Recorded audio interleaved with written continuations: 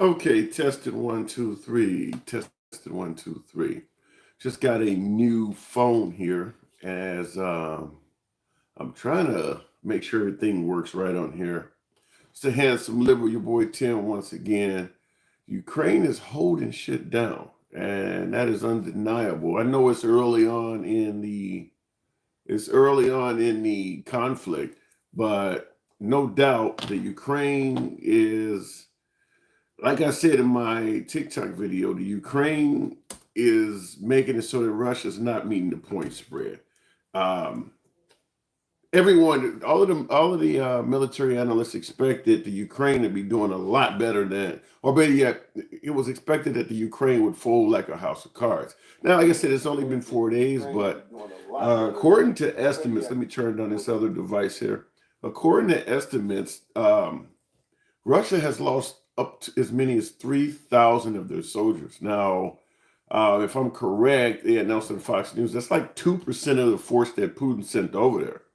Now, you can say what you want about what will ultimately take place, but losing 2% of your entire fighting force in the first 4 days, even if the Ukraine goes down, which everybody expects them to ultimately go down, the fact that they kicking ass like that probably will first of all make Russia have to go into it a little stronger, but it certainly is they're meeting and exceeding expectations for anyone who thought they were going to go down real quick. Just real quick, folks. Like I always respond to any and all questions. Drop a question in the comments. We can hash it out right there. I do split screens, lives, all of that good shit. I would like because I just got this new phone and I'm talking to you on, one of the things I would like for somebody to do in the comments is let me know how the audio sounds, if you can hear me or not. So just go ahead and type in the comments what the audio is like. Uh, Additionally, because I moved over from TikTok to YouTube, it's going to take some time for my live streams to catch up. I used to have really big, busy audiences on TikTok, and that's hopefully going to be the plan on YouTube. However, according to TikTok, when you start talking about MAGA, when you get serious and you don't just go, you don't just bite into the liberal playground, motherfucker put on the red hat, all of a sudden they start banning shit. And I appreciate that, Terry. Good evening to you, by the way. But yeah, the minute I started talking about MAGA, particularly speaking somewhat in favor of some of the things that Trump did, I got banned from TikTok doing live. So that's why we're here. But like I said, feel free to, we hash it out in the comments or whatever you're putting in there. But like I said, we on day 4 of what we thought would have been an easy walk in the park for Russia. And a lot of U.S. provided armaments are doing damage to Russia, particularly those javelins. I don't know how many tanks Russia has lost so far, but you watch any report or analyst on what's going on over there, and that first you're going to hear about javelins destroying tanks over there. There's just no doubt about that. That our weaponry, and in addition to taking out tanks, we've also taken down aircraft. Like I said, 3,000 Russian soldiers that invaded that country so far are estimated dead. They estimate the Ukraine has killed 3,000 soldiers so far. So, like I said, say what you want, the Ukrainians are kicking ass. In addition to that, both the current president of the Ukraine and the former president of the Ukraine were invited by the West. The United States went to the current president of the Ukraine and told him, "Your life is in danger. They're going to fucking kill you," and provided him a safe haven to extradite out of the country. He chose to stay and fight with his people. So that's some admirable type stuff. That dude is in his mid 40s. His family's in hiding, and yeah, he's on television, on social media, letting people know I'm still here. I'm still down with the fight. So say what you want. That boy's bad. That's all I can say. Say what you want, but He could have left. A lot of leaders do flee their countries when the going gets tough. What is his name? Gaddafi over in Libya was one example of that. They found Saddam Hussein hiding in a damn hole. So the fact that this dude is walking around the streets on social media when the entire Russian military is looking to kill him says a lot for how brave he is. Now I will also say this.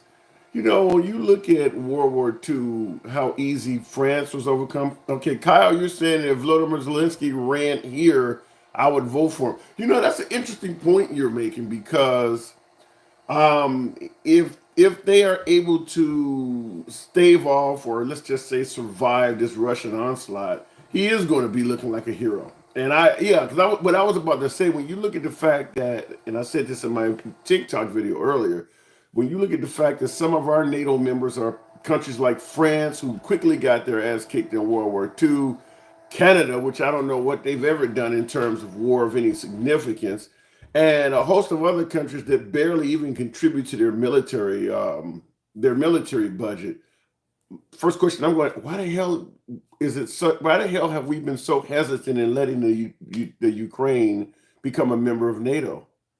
Regardless of what happens to them in the end of this, they would have been a really nice ally to have on our side. They obviously, you got grandmas on TV over there firing AK-47s and learning how to shoot. They're not just going for, look, we're under attack. I want military men age 17 to 45 or whatever it typically is. They're like 14 to 60 over there. They're using men ages 14 to 60. Now, that's some Braveheart type shit. Just plain and simple. So when you said if he ran here, I would vote for him, I think that you would not be the only one. And that's something that has been talked about, particularly over recent years with President Clinton and President Obama and even President Trump, is that our leaders no longer have served in the military. A lot of people tend to believe that for you to run this country, you should have some military service in your background. And like I said, with Obama, Bill Clinton, and recently Donald Trump, and it was Biden. I don't recall. Biden wasn't in the military. Well, let me see. Let me think about that. Somebody type in the comments. Is Biden a veteran? I don't believe Biden is a veteran. He's been in politics his whole damn life. He was a congressman since the 1970s. So somebody let me know. If I'm correct, Joe Biden hasn't served in the military either.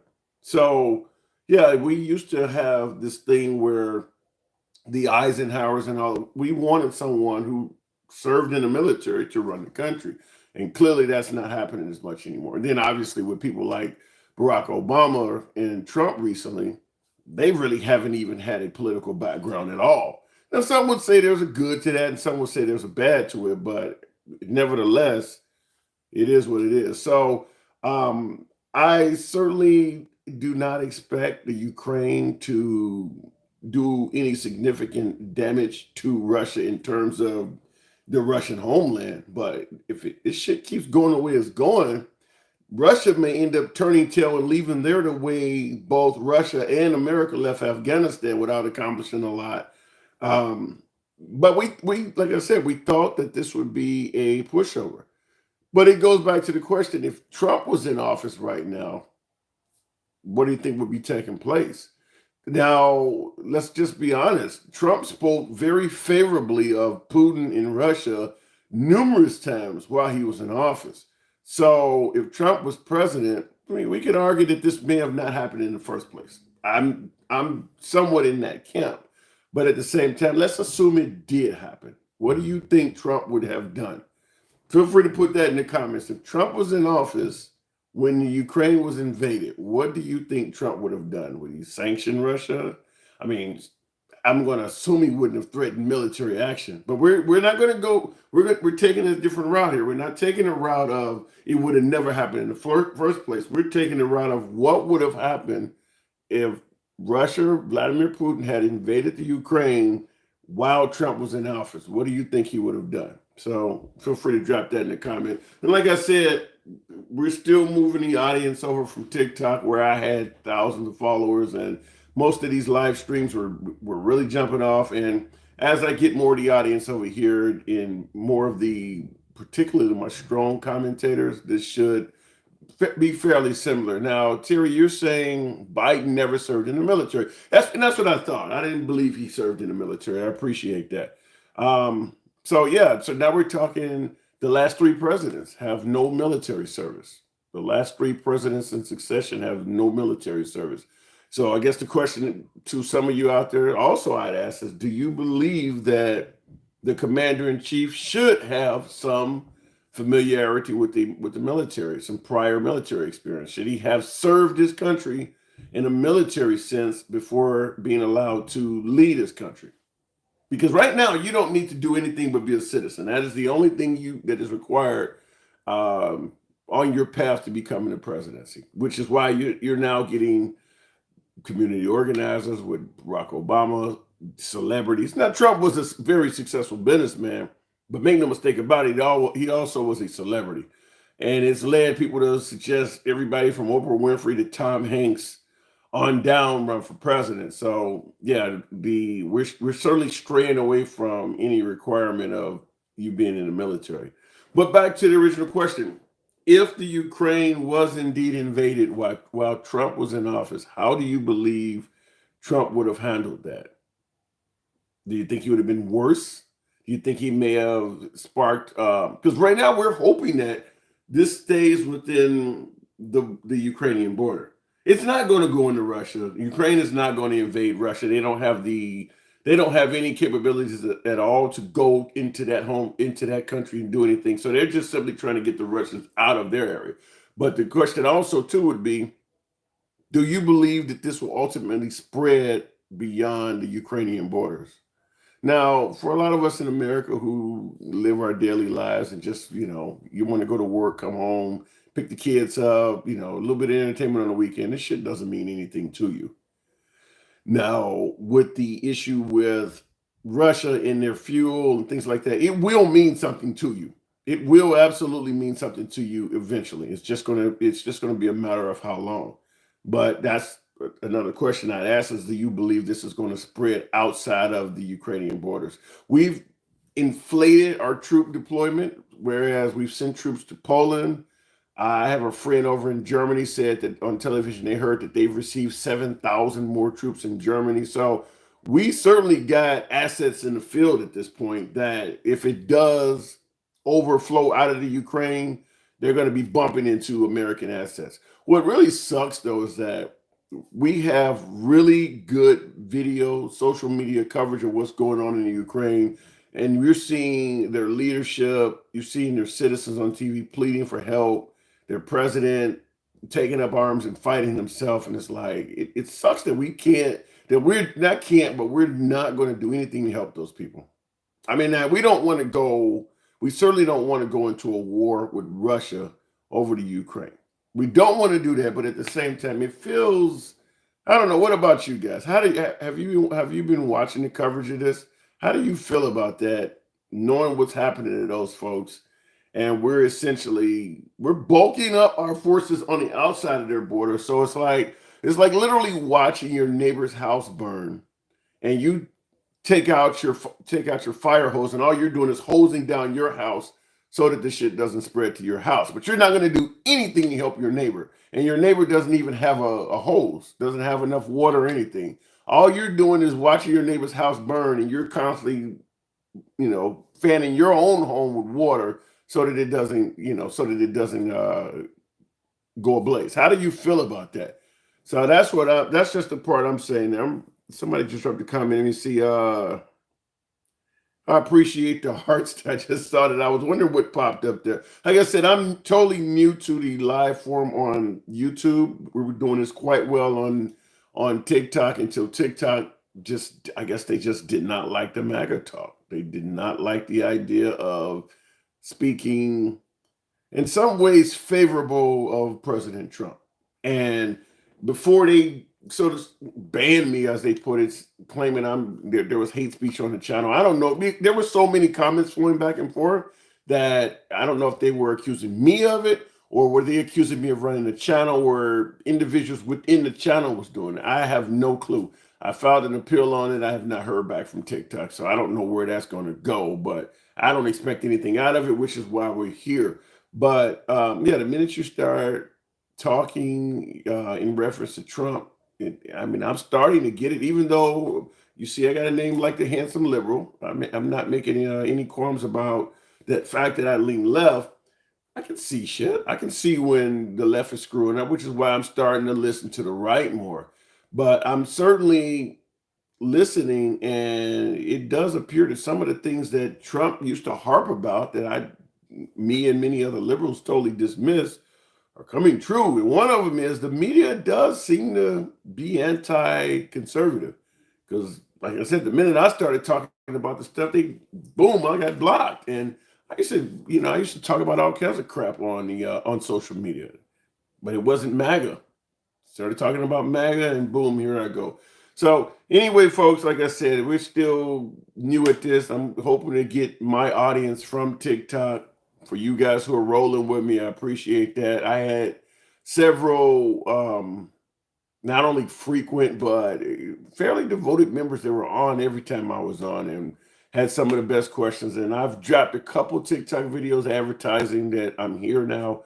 Hoping to get those. We're going to be doing these live streams at 7 o'clock Central, Monday through Friday, and most likely on Saturdays. That's what we'll be doing, 7 o'clock. I'm usually on here for about an hour or so.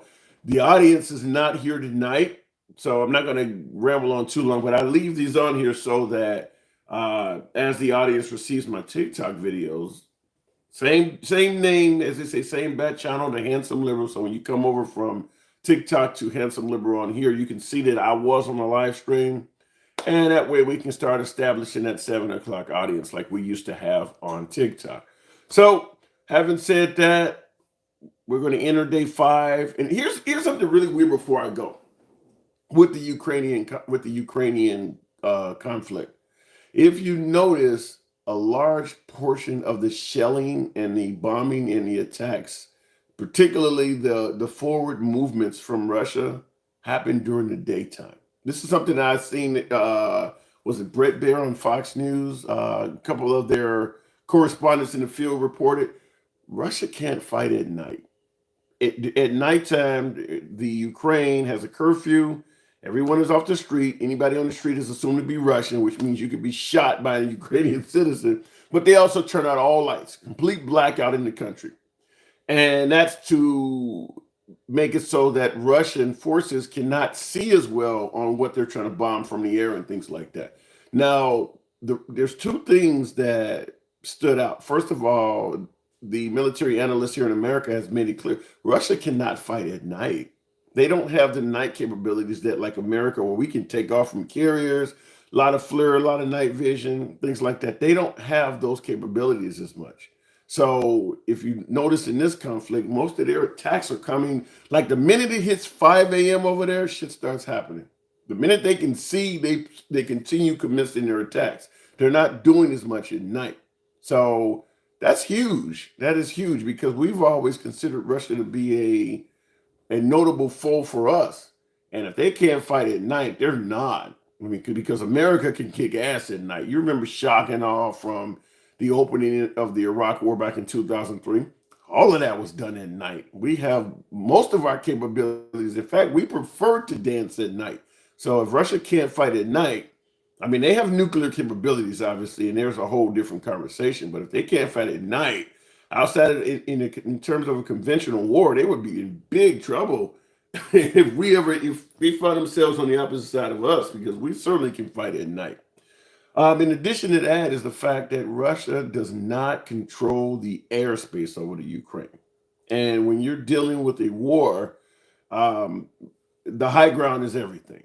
Being able to control the airspace, like we did in Iraq, for instance, you had Iraqi citizens saying that they were afraid of the sky because if you went outside, some drone that you could not even see up there would suddenly rain down a missile on you and kill you. They don't have that kind of power. The Russians don't in the Ukraine. They do not have that kind of control. They have copters and jets flying over the city, but that some of those things are getting shot down. So Russia does not have control of the airspace. Plus, more U.S. provided armaments. The Ukraine has a lot of mobile anti-aircraft equipment, and I'm talking about shit you can fire from the back of a truck, drive the truck to another location, and fire from there. So it's not like you can get coordinates on where a missile came from, and then send a second jet into the thing is gone, it's moved. So yeah, right now, despite the fact that we tend to believe that Russia will ultimately win, I go back to my original statement. They're not covering the point spread. This little small entity, this little small nuisance that they thought they were going to overrun is putting up a hell of a fight. 3,000 Russian soldiers estimated dead in 4 days. That's impressive. You can say what you want about the Ukraine ultimately losing, but 3,000 soldiers dead in 4 days, that is impressive. And they've shot down a number of Russian aircraft. So, I mean, and some of it's been on television. You see them, I mean, they're doing kind of like, Rock shoots down an aircraft and you see them dancing on a helicopter or whatever. They've done that to Russia. So this little country is turning into the country that could. But like Kyle said earlier in the comment, he said if Vladimir Zelensky, that's the name of the Ukrainian president, if I'm pronouncing it right. Vladimir Zelensky, if he ran for office here, Kyle said he would vote for him. And yeah, this guy is going to come out of this shit looking like a hero. Anyway, like I said, we'll continue on. I'll stop it here. This is your boy Tim, the handsome liberal. I will continue advertising on TikTok as my audience moves here. And for you folks that was here, the few of you that are starting to realize I'm here, 7 p.m. Central, Monday through Fridays, and often on Saturdays. I will catch you in the next video. You guys have a good night. Enjoy your weekend.